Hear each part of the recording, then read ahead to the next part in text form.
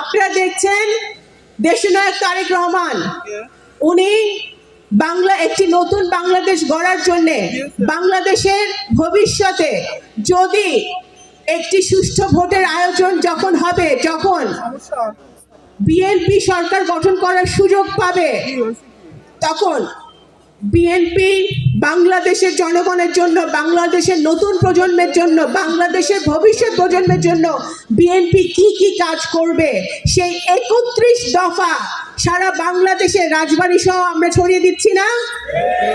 আপনারা সেই ৩১ দফা নিশ্চয়ই দেখেছেন। আজকে তারেক রহমান সাহেব, দেশনেত্রী বেগম খালেদা জিয়া সেই রাষ্ট্র কাঠামো সংস্কার, শিক্ষা, স্বাস্থ্য সহ সকল পর্যায়ে, এই যুব উন্নয়ন থেকে শুরু করে সকল পর্যায়ে নারীদের জন্য, আমাদের যারা সমাজে পিছিয়ে পড়া জনগোষ্ঠী তাদের জন্য, আমাদের মা বোনদের জন্য, প্রত্যেকের জন্য উনি আলাদা আলাদাভাবে সংস্কারের কর্মসূচি হাতে নিয়েছেন, যেটা আমাদের ৩১ দফায় আছে। আপনি বলেন কোন রাষ্ট্রনায়ক বা কোন লিডার, দেশে পৃথিবীর কোন লিডার নিজেই তার কর্মসূচিতে, তার ম্যানিফেস্টোতে লিখবে যে একজন লোক দুইবারে বেশি প্রধানমন্ত্রী হতে পারবে না? সেটা তারেক রহমানের পক্ষেই সম্ভব, কারণ উনি শহীদ রাষ্ট্রপতি জিয়াউর রহমানের সন্তান, উনি দেশনেত্রী বেগম খালেদা জিয়ার সন্তান, যিনি ছিলেন একজন আপসহীন নেত্রী। আজকে উনি সকল ক্ষমতা, সকল কিছুর ঊর্ধ্বে থেকে উনি দেশের মানুষের জন্য, বাংলাদেশের উন্নয়নের জন্য, বাংলাদেশের সকল ধর্ম, বর্ণ, গোত্র নির্বিশেষে সকলের জন্য উনি বলেছেন, কি বলেছেন? Rainbow state. মানে কি?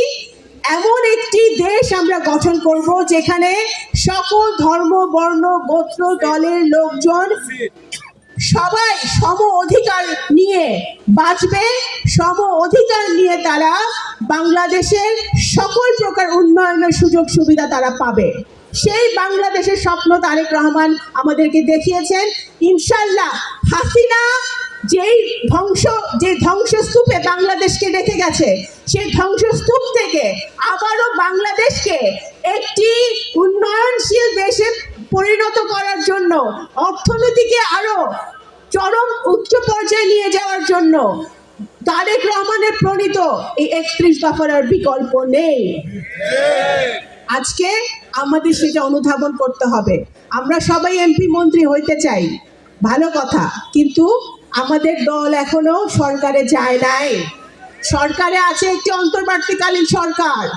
আমাদের সকলের ধৈর্য ধরে দেশের জন্য কাজ করতে হবে, আমাদের পাড়া প্রতিবেশী মহল্লার জন্য কাজ করতে হবে, যেন বিএনপির প্রতিটি কর্মী শহীদ জিয়ার আদর্শে আদর্শিত হয়ে, তারেক রহমানের আদর্শে আদর্শিত হয়ে মাঠে থাকতে পারে। আমরা সকল প্রকার কুকীর্তি, সকল প্রকার অন্যায় থেকে আমরা দূরে থাকব। এটাই তারেক রহমানের শিক্ষা, ওনার নির্দেশনা, শহীদ জিয়ার আদর্শ, বেগম খালেদা জিয়ার আদর্শ। আজকে আমি কথা বাড়াবো না, আমি এতটুকুই বলতে চাই যে আগামী দিনে যে কাউন্সিল হবে, সম্মেলন হবে, সেই সম্মেলন যেন সুন্দরভাবে হয়, সেই দিক নির্দেশনামূলক বক্তব্য আমাদের প্রধান অতিথির কাছ থেকে আপনারা শুনবেন মনোযোগ দিয়ে, এবং ইনশাল্লাহ ঐক্যবদ্ধভাবে একটি শক্তিশালী রাজবাড়ী বিএনপি গঠিত হবে সে প্রত্যাশা রেখে, এবং এই জুলাই আগস্ট মাসে আমাদের বহু ছাত্র জনতা নিহত হয়েছে, আহত হয়েছে, হাসিনার গুলিতে মারা গেছে, বিডিআর হত্যা থেকে শুরু করে 2024 পর্যন্ত যতগুলো হত্যা হয়েছে, সেই হত্যার বিচার বাংলাদেশের মাটিতে হবে, এটা বাংলাদেশের জনগণ চায়। যে ছাত্র জনতা আত্মাহুতি দিয়েছে, বিএনপির বহু নেতাকর্মী গুম হয়েছে, খুন হয়েছে, বিচার বহির্ভূত হত্যাকাণ্ডের শিকার হয়েছে, তাদের সকলকে আজকে আমরা স্মরণ করছি।